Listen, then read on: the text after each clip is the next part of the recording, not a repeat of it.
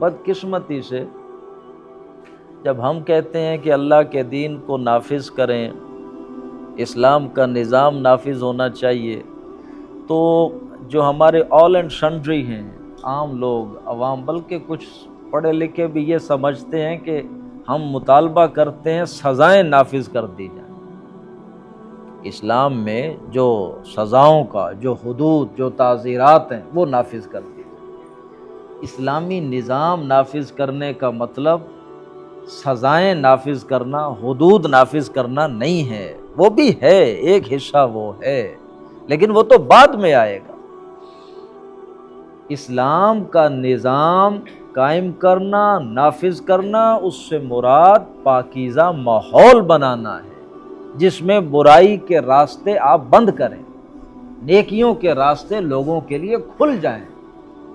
بھلائی کرنا آسان ہو، جیسے اس وقت برائی کرنا آسان ہے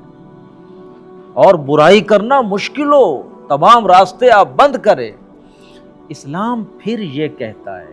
کہ جب ماحول اتنا اچھا ہے، سوسائٹی اتنی اچھی ہے، خیر کے راستے کھلے ہوئے ہیں، برائی کرنا آسان نہیں ہے، اس ماحول میں بھی کوئی شخص goes the extra mile اور پھر جا کے برائی کرتا ہے، تو اب اسلام کیا ہے، اس کی ایسی کی تیسی، اس کو پکڑو، اس کو سزا دو، دوسروں کے لیے عبرت بناؤ اسے۔